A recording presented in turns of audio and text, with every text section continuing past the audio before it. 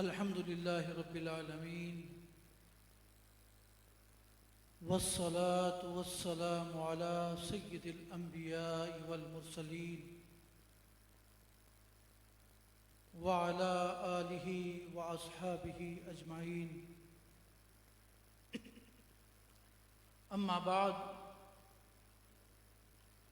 फ़अऊज़ु बिल्लाहि मिनश शैतानिर रजीम। बिस्मिल्लाहिर्रहमानिर्रहीम। कुंतुम खैर उम्मतिन उखरिजत लिन्नास। सदक़ल्लाहुल अज़ीम। बलगल उला बिकमालिही कशफत दुजा बिजमालिही हसनत जमीओ खिसालिही सल्लु अलैहि व आलिही। मोहतरम व मुकर्रम मुशफ़िक़ व मुरब्बी अल्लामा हाफिज़ मोहम्मद शरीफ अल हसनी ज़ीदा मजदूहू, जनाब आरिफ सुलेमान साहिब, जनाब शेख ज़हीर साहिब, जनाब हाजी रफ़ी रहमानी साहिब, दीगर इस मजलिस में शरीक ख़वातीन व हज़रात, अस्सलामु अलैकुम व रहमतुल्लाहि व बरकातुहू। मुझसे कबल हाजी इमरान अत्तारी साहिब ज़ीदा मजदूहू बहुत खूबसूरत अंदाज में हुज़ूर अकरम सल्लल्लाहु अलैहि वसल्लम की बारगाह में हद इनात भी पेश कर रहे थे और हुज़ूर गौसे पाक रहमतुल्लाहि ताला अलैह की बारगाह में मनक़बत का नजराना भी पेश कर रहे थे। अल्लाह तबारक व तआला उनकी हाज़िरी को, हमारे सुनने को अपनी बारगाह में कबूल व मंजूर फरमाए। सामीन मोहतरम, आज जो अहबाब इस मजलिस में आए हैं, इन तमाम अहबाब के इल्म में ये बात यकीनी तौर पर है कि आज की ये महफ़िल 11वीं शरीफ के उन्वान से मुअन्वन है और 11वीं शरीफ ये मशहूर और मारूफ है हुज़ूर गौसे आज़म रहमतुल्लाहि ताला अलैह के उर्स पाक के हवाले से। 561 हिजरी के अंदर आपका विसाल हो रहा है और यकम रबीउल सानी है, रबीउल आखिर है। लेकिन मैंने जो आज मौजू इंतखाब किया है वो आपकी करामात नहीं, करामात आप तमाम अहबाब में सुन चुके हैं। मेरा मौजू तालीमात गौसे आज़म है। मैं एक बात करामत के हवाले से आपके गोश गुजार कर दूं, अगर गौर करें तो हुजूर गौस पाक की करामात तो बहुत हैं। देखें, हुजूर गौस पाक सुल्तानुल औलिया हैं, इमामुत तुका वन नुका हैं, अक्से कमाल मुस्तफ़ा हैं, मजहर जमाल मुस्तफ़ा हैं, गौसुस सकलैन हैं, गौसुल वरा हैं, गौसे समदानी हैं, कुतुब रब्बानी हैं, किंदील नूरानी हैं, शेख अब्दुल कादिर जिलानी हैं। आप मजहर हैं, आप अक्स हैं कमाल मुस्तफ़ा का। तमाम औलिया किसी न किसी नबी की सिफात के मजहर होते हैं और हुजूर गौसे पाक हुजूर अकरम सल्लल्लाहु अलैहि वसल्लम के कमाल का मजहर थे। अब मैं बात जो आपको कहना चाहता हूं वो ये है कि हुजूर अकरम सल्लल्लाहु अलैहि वसल्लम की ज़ात सर के बाल से लेकर पाँव के नाखूनों तक सरापा मोजज़ा थी और हुजूर गौस पाक मजहर हैं, अक्स हैं हुजूर अकरम सल्लल्लाहु अलैहि वसल्लम का। औलिया के बाब के अंदर, औलिया की सफ के अंदर। लिहाजा हुजूर गौस पाक भी सर के बालों से लेकर पांव तक सरापा करामत ही करामत है। लिहाजा जितनी करामात हुजूर गौस पाक की हैं उनकी तादाद करना मुश्किल है, लेकिन एक करामत जो आज मैं आपके सामने रखना चाहता हूं वो ये है कि शायद ही मेरे इल्म के मुताबिक कोई ऐसा वली गुजरा है या है जिसकी 11वीं शरीफ, जिसका उर्स इतनी धूमधाम के साथ शर्क से लेकर गर्ब तक पूरी दुनिया के अंदर मनाया जाता हो। यह हुजूर गौस पाक की करामत है कि सारी दुनिया जहां जहां मुसलमान आबाद हैं, हुजूर गौस पाक का उर्स भी हो रहा है और उनकी 11वीं भी हो रही है। देखें, हर वली का उर्स उसके यौम विसाल के दिन होता है, लेकिन हुजूर अकरम सल्लल्लाहु अलैहि वसल्लम की बरकत से जैसे हुजूर का मिलाद हर रोज होता है, हुजूर गौस पाक की 11वीं भी हर रोज होती है, हर महीने होती है, हर साल होती है। यह हुजूर गौस पाक की करामतों में से एक करामत है। सामिन मोहतरम, उर्स का माना, ये जो हम उर्स कहते हैं, इसका माना और ये मफहूम कहां से निकला है? कब्र की रात जब फरिश्ते सवाल करते हैं, 3 सवाल होते हैं, मन रब्बुका, मा दीनुका, मा कुंता तक़ूलु फी हक़्क़ि हाज़ा रजुल, कि तुम्हारा रब कौन है, तुम्हारा दीन क्या है और तुम इस मोहम्मद के बारे में क्या कहते हो। देखिए सवाल क्या है, मा कुंता तक़ूलु फी हक़्क़ि हाज़ा रजुल। रजुल मर्द को कहते हैं, जिंदा मर्द, चलने फिरने वाला मर्द। फरिश्तों ने यह नहीं कहा कि मा कुंता तक़ूलु फी हाज़ा तस्वीर, इस तस्वीर के बारे में क्या कहते हो। यह नहीं कहा मा कुंता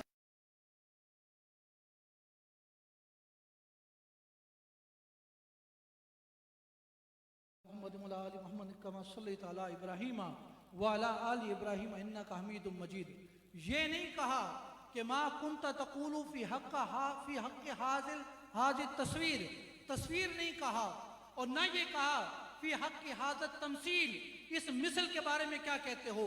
कहा फी हक़्क़ि हाज़ा रजुल, रजुल जिंदा मर्द को कहते हैं। पता चला हर बंदे की कब्र के अंदर कोई तस्वीर हुजूर की नहीं दिखाई जाएगी, कोई मिसाल हुजूर की नहीं दिखाई देगी, बल्कि खुद हुजूर अकरम सल्लल्लाहु अलैहि वसल्लम हर बंदे की कब्र में तशरीफ लाए। और फिर जब पहचान हो जाएगी, फिर अल्फाज होंगे फरिश्तों के, मोमिन होगा, जवाब दे चुका होगा, कहा जाएगा नम का नौमतिल उरूस, सो जा जैसे दुल्हन रोज सोती है, पहली रात की दुल्हन सोती है। ये अल्फाज क्यों कहे, उरूस कहते हैं दुल्हन को, ये अल्फाज क्यों कहे, इसलिए कि जो पहली रात की दुल्हन होती है, ये दुल्हन होती है, उसे पता होता है कि मेरे इस कमरे के अंदर सिवाय मेरे महबूब के कोई आने वाला नहीं। मोमिन को बता दिया जाता है, ए मोमिन, ये कब्र अब तेरा घर है, सिवाय तेरे महबूब मोहम्मद मुस्तफ़ा के तेरे इस घर में अभी आने वाला कोई नहीं, तेरी कब्र उरूस है। फरिश्ते बताकर और खुशखबरी सुनाकर चले जाते हैं। औलिया अल्लाह अपनी कब्र के अंदर उरूस की तरह रहते हैं, हर वक्त उनकी कब्रों के अंदर हुजूर अकरम सल्लल्लाहु अलैहि वसल्लम का दीदार होता रहता है और वो दीदार से मुस्तफ़ी होते रहते हैं। यह है उर्स। तो हम उर्स मनाते हैं, बरसी नहीं, उर्स हम सेलिब्रेट नहीं करते, हम उर्स मनाते हैं क्योंकि औलिया का उर्स होता है। सामिन मोहतरम, मैंने जो आयत करीम आपके सामने तिलावत की है, कुंतुम खैर उम्मतिन उखरिजत लिन्नास, इसमें अल्लाह तबारक व तआला ने फरमाया कि तुम लोग एक बेहतरीन उम्मत हो जिसे लोगों के नफ़े के लिए निकाला गया है।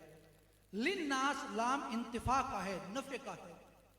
काजी सनाउल्लाह पानीपती रहमतुल्लाह तआला अलैह वो फरमाते हैं कि अल्लाह तबारक व तआला ने हुजूर अकरम सल्लल्लाहु अलैहि वसल्लम की उम्मत के बारे में फरमाया, कुन तुम खैरा उम्मतिन, जितनी उम्मतें गुजरी हैं, तमाम अंबिया जो साबिक़ा थे उनको अल्लाह ताला ने उम्मतें अता की हैं, लेकिन तुम जो हुजूर की उम्मत हो ये तमाम उम्मतों से अफजल हो।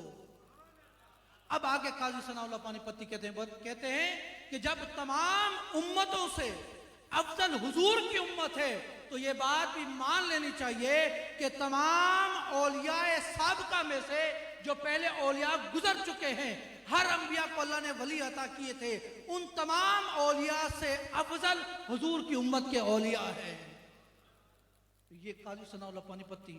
इसलिए लाम इंतफा का क्यों कि लोगों को नफा पहुंचाने में तुम ज्यादा हो। क्यों नफा पहुंचाने में ज्यादा हो कि पहली उम्मतों में भी औलिया थे, अल्लाह ने बड़े बड़े औलिया अता किए थे, लेकिन किसी नबी को ख्वाजा मुइनुद्दीन चिश्ती अजमेरी जिसने 90 लाख लोगों को कलमा पढ़ाया, ऐसा वली किसी को अता नहीं हुआ। हर उम्मत में वली हुए, लेकिन किसी नबी को हुजूर गौसे आजम जैसा अल्लाह ने वली अता नहीं किया। ये काजी सनाउल्लाह पानीपती रहमतुल्लाह तआला ने फरमाया। सामिन मोहतरम, हुजूर गौसे पाक रहमतुल्लाह तआला अलैह ऐसी शख्सियत है। मैं आज एक बात आपके सामने करना चाहता हूँ कि सलासिल चिश्तिया सिलसिला है, सुरवर्दिया सिलसिला है, कादरिया सिलसिला है, इस तरह नक्शबंदिया सिलसिला है, इसके यहाँ बहुत से बुजुर्ग होते हैं। आप तमाम आप सलासिल से वाबस्ता हैं, आपके कुछ ऐसे बुजुर्ग होंगे कि दूसरे सलासिल के लोग उसे नहीं मानेंगे, ऐसा होता है। सिर्फ अपने सिलसिले के लोग उन्हें बुजुर्ग और अल्लाह का वली मानते हैं, लेकिन हुजूर गौसे पाक की हैसियत और शख्सियत यह है कि तमाम सलासिल के लोग न सिर्फ आपको वली मानते हैं बल्कि तमाम औलिया का सरदार भी मानते हैं। यह हुजूर गौसे पाक है। इसलिए हुजूर गौसे पाक के बारे में मशहूर कौल है कि गौसे आजम दरमियाने औलिया चूं मोहम्मद मुस्तफ़ा दरमियाने अंबिया। जैसे हुजूर तमाम अंबिया के दरमियान जो हैसियत है हुजूर अकरम सल्लल्लाहु अलैहि वसल्लम की, वैसे हुजूर गौस पाक की तमाम औलिया में वही हैसियत और वही अफजलियत है। सामिन मोहतरम, आज का मौजू मकाम हुजूर गौस पाक नहीं है, लेकिन एक बात माहौल के मुताबिक करना चाहता हूँ। अल्लामा इब्न हजर मक्की, ये अल्लामा इब्न हजर मक्की हज़रत मुजद्दिद अल-अफ़सानी के उस्ताद हैं और शाह वलीउल्लाह मौदी देलवी के उस्तादों में से हैं। और शाह वलीउल्लाह मौदी देलवी, रशीद गंगोही और कासिम नानोतवी के उस्तादों में से हैं। तो मैं बताना ये चाहता हूँ कि अल्लामा इब्न हजर मक्की रहमतुल्लाह तआला अलैह ये एक बहुत पाए के आलिम दीन है जो बड़े बड़े लोगों के उस्तादों में से है। वो कहते हैं कि हुजूर गौसे आजम का मकाम और मर्तबा यह है कि जिस वक्त आपने मिंबर पर कहा कदमी हाज़ी अला रक़बती कुल्ली वलीयिल्लाह, कि मेरा ये कदम तमाम औलिया की गर्दन पर है, आपने फरमाया कि ये अल्फाज ये थे कुल्ली वलीयिल्लाह। तो आपने फरमाया उस वक्त जितने औलिया दुनिया में मौजूद थे, सिर्फ इंसान नहीं, क्योंकि वली का लफ्ज इंसान के लिए भी बोला जाता है, जिन के लिए बोला जाता है। तो जिनों के भी जो औलिया थे, जिन्नों में जो औलिया थे, उन्होंने भी अपनी गर्दनों को झुकाया और हुजूर गौसे पाक का कदम न सिर्फ इंसान औलिया के ऊपर था बल्कि जिन औलिया में से जो औलिया थे उनकी गर्दनों पर भी हुजूर गौसे पाक का कदम था। इसलिए हम कहते हैं गौसुस सकलैन, सकलैन एक इंसान और दूसरा जिन। हुजूर गौसे पाक जिनों के भी औलिया हैं और इंसानों के भी औलिया हैं। दूसरी एक लतीफ बात यहाँ पर करके फिर वही तालीमात की तरफ आऊँगा। यहाँ पर एक लफ्ज़ बोला मैंने आपके सामने कि हुजूर गौस पाक ने क्या अल्फाज कहा, कदमी हाज़िही अला रक़बती कुल्ली वलीयिल्लाह। नहव के और अरबी ग्रामर के लोग जानते हैं कि हाज़िही का लफ्ज़ ये मफ़हूम मुबसिर के लिए बोला जाता है, यानी हाज़ी का मानो होता है ये इशारे के लिए आता है।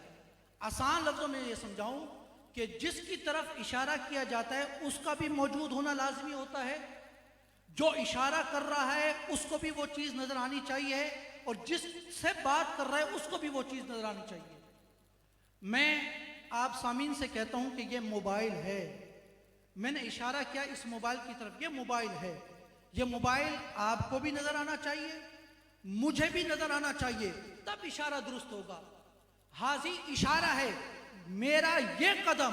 तो हुजूर गौसे पाक के जो अल्फाज थे वो बड़े ही जबरदस्त किस्म के हैं। आपने फरमाया कदमी हाज़िही, उलमा फरमाते हैं हाज़ी इसमें इशारा मफ़हूम मुबसिर के लिए है। आपको तो वो कदम नजर आ रहा था कि आपका कदम है, लेकिन जिनसे आप खिताब कर रहे थे वो सिर्फ उस दौर के वली न थे, पहले दौर के औलिया भी थे और आने वाले दौर के वली भी होंगे। तमाम अरवा के लिए लाजमी है कि जिसकी तरफ आपने इशारा किया उनको वो चीज नजर आनी चाहिए। तो हुजूर गौसे पाक ने जब ये कहा कदमी हाज़िही, तो वो कदम हुजूर गौसे पाक को भी नजर आ रहा था और तमाम औलिया जो दुनिया में मौजूद थे और क़यामत तक आएंगे और जो आपसे पहले गुजर गए, तमाम औलिया ने आपके कदम मुबारक को अपनी इन आंखों से देखा और देखकर ये न कहा कि कदम सिर्फ आपका कदम सिर्फ गर्दन पर है। पर मैं नहीं, कदम गर्दन पर नहीं बल्कि अला रासी व आईनी, क्या है हुजूर गौसे पाक आपका ये कदम हमारी गर्दन पर नहीं बल्कि हमारी आंखों पर आपका कदम है, हमारे सरों पर आपका कदम है। आपके कदम मुबारक से हम वली बने हैं। अगर आपके कदम मुबारक हमारी गर्दन पर न हो तो अल्लाह तबारक व तआला औलिया की सफों से हमें निकाल देगा। यह है हाज़िही, इसमें इशारा। पता चला हुजूर गौस पाक ने जब यह खिताब फरमाया तो वजदानी कैफियत नहीं थी बल्कि इशारा फरमाकर तमाम औलिया से खिताब किया। कहा कि मेरा यह कदम तमाम औलिया की गर्दन पर है, तुम इसे देख लो। और तमाम औलिया ने उसे तस्लीम किया, चाहे ख्वाजा अजमेर हो चाहे ख्वाजा नक्शबंद हो, तमाम औलिया ने अपने गर्दनों को झुकाया। सामने मोहतरम, हुजूर गौस पाक से जब पूछा गया कि हुजूर गौस पाक आपको ये गौसियत का मर्तबा कैसे मिला, तो फिर कसीदा गौसिया आपके पास मौजूद होगा। हुजूर गौस पाक ने फरमाया कि मुझे ये मर्तबा सिर्फ और सिर्फ दरस्तु इल्मा हत्ता सिरतु कुतुबन, कि मैंने ये गौसियत का मर्तबा जो पाया, कुतुब गौसियत को बोलते हैं, मुझे जो ये गौसियत का मर्तबा मिला है तो दरस्तु इल्मा, मैंने इल्म हासिल किया और इल्म की वजह से अल्लाह तबारक तआला मुझे गौस का मर्तबा अता फरमाया। 12 साल की उम्र में थे, गिलान से इराक जा रहे हैं। माँ ने चंद पैसे दिए थे, चंद दिनार और दिरहम दिए थे, वो लेकर अकेले, न उस टाइम मोबाइल था न कोई कांटेक्ट का और तरीका था। काफिले जाते थे, अरसे बाद वो पैगाम लेकर जाते थे, पैगाम लेकर आते थे। और 12 साल की उम्र में अकेले, न कोई रिश्तेदार मौजूद है न कोई और वली वारिस मौजूद है, सिर्फ इल्म के लिए। 33 साल तो सिर्फ आपने पढ़ाया है, 33 साल। और मैंने आपके सामने कहा, हुजूर गौस पाक ने कहा कि मुझे गौसियत कैसे मिली, फरमाया दरस्तु इल्मा, मैंने इल्म पढ़ा तो गौस बन गया। अरे जो शख्स पढ़ कर गौस बन गया था तो वो पढ़ाते पढ़ाते उसका मकाम और मर्तबा क्या होगा। और सिर्फ हुजूर गौस पाक ऐसे नहीं कि सिर्फ पढ़ने पढ़ाने वाले थे, इल्म से लगाव तो बहुत था, मोहब्बत तो बहुत, सारी जिंदगी पढ़ने पढ़ाने में गुजरी, सारी जिंदगी 91 साल उम्र गुजरी और 70 साल तक इल्म में गुजरे, 70 साल तक हुजूर पास। और सिर्फ पढ़ने पढ़ाने वाले नहीं, ऐसे फकीर नहीं जो सादे नहीं, पढ़ाते भी थे और मुजाहिद भी बनाते थे। शेख सलाहुद्दीन अय्यूबी जर्नेल 564 के अंदर उसने बैतुल मुकद्दस को फतह किया, 564 के अंदर। और उस शख्स ने जब बैतुल मुकद्दस को फतह किया, कोई किताब तारीख की उठा ले, आधी फौज हुजूर गौस पाक के शागिर्दों की थी, आधी फौज। बल्कि उस वक्त का चीफ ऑफ आर्मी स्टाफ जब बैतुल मुकद्दस फतह हो रहा है, इब्ने कुदामा, शेख मुफिकुद्दीन इब्ने कुदामा हम्बली, वो न सिर्फ आपका शागिर्द था न सिर्फ आपका मुरीद था, चीफ ऑफ आर्मी स्टाफ उस वक्त का शेख सलाहुद्दीन अय्यूबी की फौज में जो चीफ ऑफ आर्मी स्टाफ था वो आपका खलीफा था। तो हुजूर गौस पाक फकत पीर नहीं कहें, लोग एतराज करते हैं कि पीरों ने क्या काम किया। पीरों ने जो काम किया बैतुल मुकद्दस फतह करने में हुजूर गौस पाक का किरदार है। और आधी फौज इमाम गजाली की थी, किताबें लिखी, तफसीर जिलान लिखी, फुतूहुल गैब लिखी, सिरुल असरार लिखी, गुनियतुत तालिबीन लिखी। नहीं, काम क्या? हुजूर गौसे पाक ने जितने सूफिया थे, अल्लामा जलालुद्दीन सुयूती का मकाम 75 मरतबा हुजूर अकरम सल्लल्लाहु अलैहि वसल्लम का बेदारी में दीदार हो रहा है, बेदारी में 75 मरतबा। और आपने जो इल्मी काम किया, 3 तफसीरें लिखी हैं, तफसीर जलालैन, तफसीर दुर्र मंसूर, तफसीर इत्तिकान और सहाय सित्ता की जितनी किताबें हैं सबकी शुरुआत इमाम जलालुद्दीन सुयूती ने लिखी। तो सिर्फ उस वक्त जो पीर थे वो बैठकर दुआएं देने वाला काम फकत नहीं करते थे, ये भी था, उनकी मजलिस में आते थे, करामतों का ज़ुहूर भी होता था, लेकिन इल्मी काम भी करते थे। रात वो तहज्जुद की नमाज के लिए मुसल्ला बिछाते थे, मुसल्ला बिछाकर रात को तहज्जुद पढ़ते थे और दिन के वक्त घोड़े की पीठ पर जिहाद किया करते थे। सुल्तान सलाहुद्दीन अय्यूबी से किसी ने पूछा कि सुल्तान सलाहुद्दीन अय्यूबी, तूने बैतुल मुकद्दस फतह किया, तू इतना बड़ा जर्नैल और तू बिस्तर पर मर रहा है। जर्नैल की शान तो यह होती है कि मैदान जंग में मारा जाए और तू बिस्तर पर मर रहा है। सुल्तान सलाहुद्दीन अय्यूबी ने कहा कि मैं क्या बताऊं, मुझे शौक बहुत था, एक जर्नैल का शौक होता है कि मैदान जिहाद में मारा जाए, सीने पर उसको वार लगे, इमाम हुसैन की सुन्नत पर अमल हो। लेकिन क्या करूं, मैं छोटा सा था, मेरा बाप नजमुद्दीन अय्यूब छोटा सा था। हुजूर गौसे पाक के पारगाह में लेकर गया, हुजूर गौसे पाक ने प्यार से मोहब्बत से मेरी गर्दन पर हाथ रखा, फरमाया कि अरे हुजूर गौस पाक का कदम जिस शख्स की गर्दन पर आ जाए वो अल्लाह का वली बन जाता है। अरे मेरी गर्दन पर तो हुजूर गौस पाक का हाथ था, किसी काफिर की तलवार की जुर्रत कैसे हो सकती है कि वो मेरी गर्दन को कलम करे। ये सुल्तान सलाहुद्दीन अय्यूबी जो आपके हुजूर गौस पाक के बेटों के मुरीद थे, हुजूर गौस पाक की तालीमात, हुजूर गौस पाक ने सारी जिंदगी। आज हम अपने बच्चे को करीब के मदरसे में भेजने के लिए राजी नहीं, और हुजूर गौस पाक 12 साल की उम्र में मदरसे पे जा रहे हैं। आपने फरमाया आपकी तालीमात में एक जुमला जो बड़ा छोटा सा और बड़ा मानाखेज है, आपने फरमाया इर्दी बिद्दून, बस ये 2 लफ्ज। आज का ये सबक अगर आप याद कर लें, हुजूर गौस पाक ने फुतूहुल गैब आपकी किताब है, हवाले बहुत हैं, सिरुल असरार में हुजूर गौस पाक ने क्या लिखा, उसूलुद्दीन अकायद पर किताब है, क्या लिखा। लेकिन जो आज सिर्फ आपके लिए है वो सिर्फ इतना है कि हुजूर गौस पाक की ये 2 लफ्ज याद कर लें, फतूहुल गैब। 11वीं करना आसान है, 11वीं में आना आसान है, बयान करना आसान है, नाते पढ़ना आसान है, मनकबते पढ़ना आसान है, लेकिन 11वीं वाले की सुन्नत पर अमल करना और तालीम पर अमल करना बहुत मुश्किल काम है। 40 साल तक इशा के वुजू से फजर की नमाज पढ़ना बहुत मुश्किल काम है। हुजूर गौस पाक का मकाम मुरीदी ला तखफ अल्लाहु रब्बी, ये मकाम क्या है, मेरे मुरीदों डरो नहीं, अल्लाह मेरा रब है। मुरीदों को दिलासा देते हैं कि न डरो। मैं इंशाल्लाह बताता हूं, लेकिन बीच में ये बात, ये मकाम ये हुजूर गौस पाक ने कहा, और हम लोग पढ़ पढ़ के मुरीदी ला तखफ अल्लाहु रब्बी कहकर सारी रात महफिल गुजार देते हैं। खुद हुजूर गौस पाक का अमल देखो। शेख सादी रहमतुल्लाह कहते हैं कि मैंने देखा, वो कहते हैं कि हुजूर गौस पाक मताफ में सर नीचे करके रो रहे हैं और गिड़गिड़ा कर दुआ करते हैं, ऐ बारी ताला अगर क़यामत के दिन मुझे उठाना तो अंधा करके उठाना। लोग मेरे बारे में बहुत अच्छी राय रखते हैं, पता नहीं क़यामत के दिन मेरा क्या हाल हो, मैं लोगों को अपनी तरफ देखते हुए शर्मिंदा नहीं हो सकता। हुजूर गौस पाक की तालीमात पर अमल करना बहुत मुश्किल काम है। वो 2 लफ्ज वही आज का सबक है, इर्दी राजी हो जाओ, बिद्दून थोड़े पर।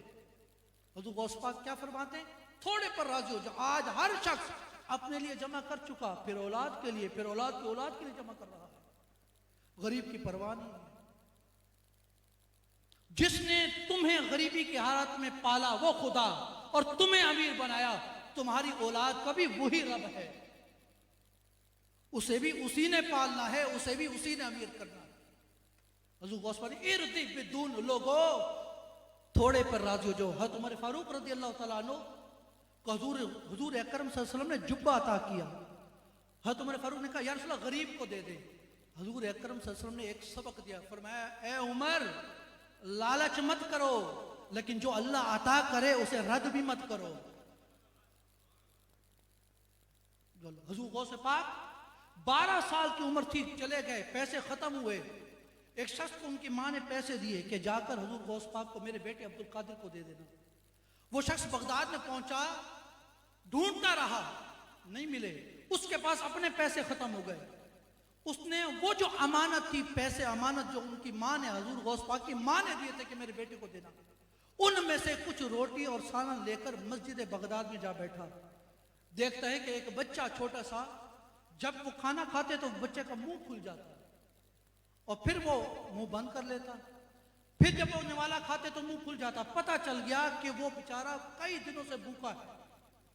वो शख्स, वो बुजुर्ग उस बच्चे को बुलाते, बेटा आ जाओ मेरे साथ खाना खा लो। वो कहते नहीं मैं नहीं खाता। फिर जबरदस्ती उसको बुलाते हैं, उसे खाना खिलाते हैं। खाना खाने के दौरान वो शख्स कहता है कि मैं तो एक शख्स को, एक बच्चे को ढूंढ रहा हूं जिसका नाम अब्दुल कादिर है, नहीं मिल रहा। उस बच्चे ने कहा मैं ही अब्दुल कादिर हूं। फाकों की जिंदगी गुजर रही है, फाकों की जिंदगी। उस बच्चे ने कहा मैं ही अब्दुल कादिर हूं। वो शख्स रोने लग गया। उसने कहा बेटा मैं तुझे खाना नहीं खिला रहा, तेरे पैसे थे, तू मुझे खाना खिला रहा। मेरे पास पैसा खत्म हो गया है। अब हुजूर गौस पाक बचपन में हैं और कहते हैं कि ए बुजुर्ग, आपने जो मुझे पैसे दिए हैं, आप भी मुफलिस हो चुके हैं, आप भी गरीब हैं, आप मुसाफिर हैं, आपने वापस भी जाना होगा। ऐसा करें आधी रकम मुझे दे दें जो मेरी जरूरत की है, आधी रकम आप रख लें। फाकों में जिंदगी गुजर रही है, उस वक्त भी सखावत कर रहे हैं।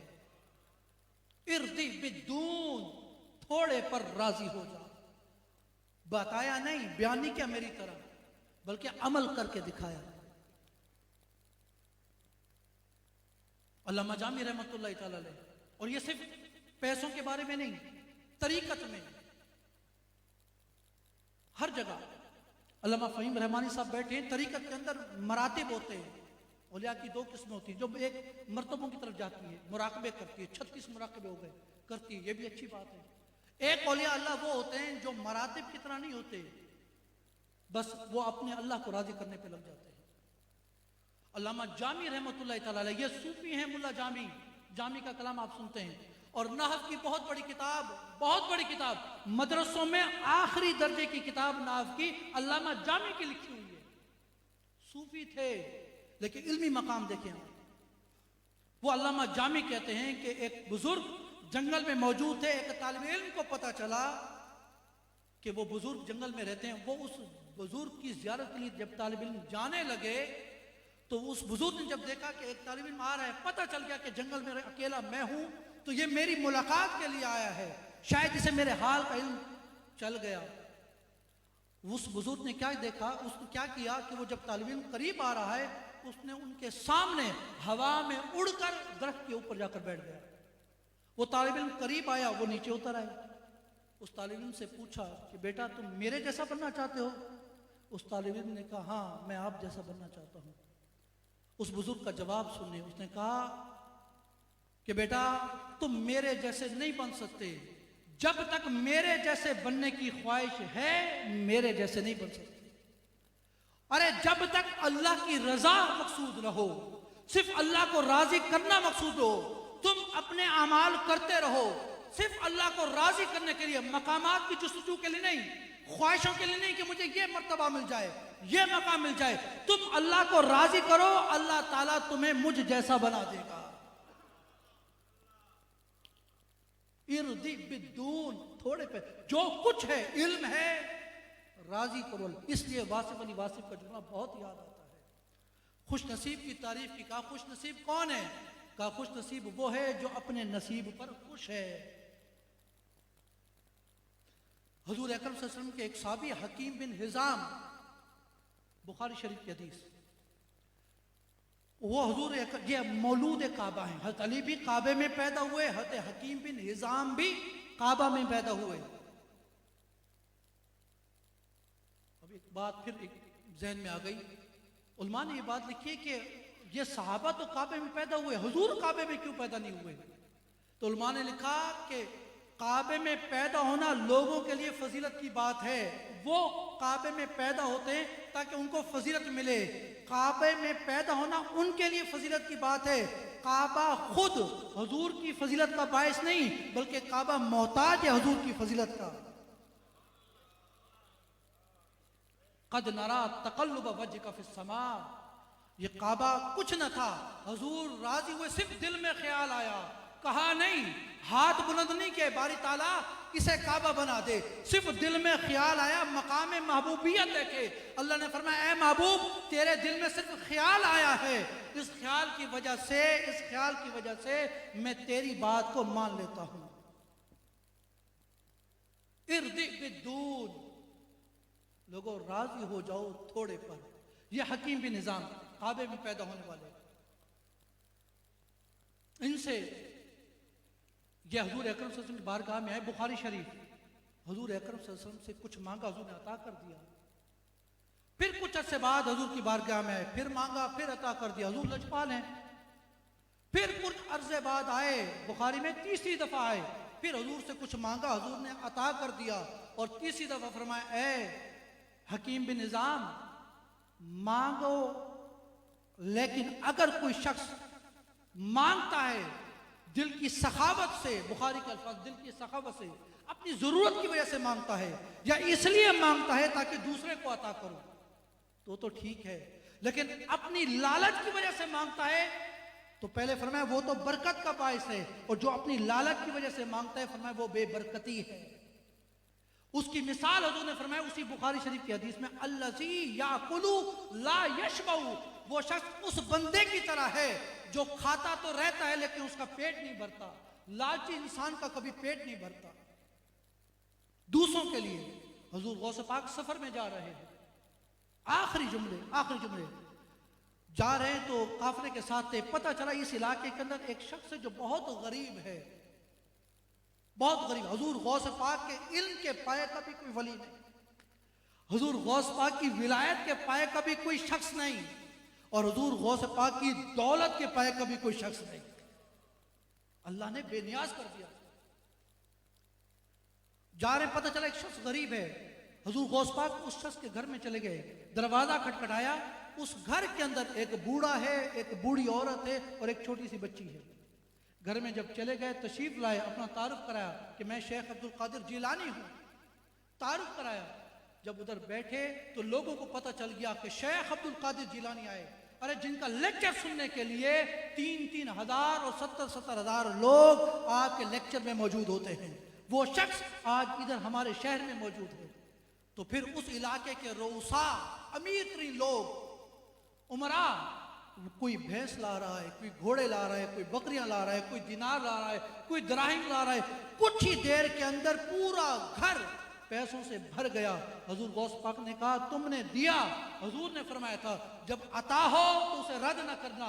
मुझे अता हुआ है, मैं लेता हूं, मैं कबूल करता हूं, लेकिन अपनी जात के लिए नहीं, इस बूढ़े शख्स के लिए। सब कुछ अता कर और दे दिया, सब कुछ दे दिया। अल्लाहु अकबर,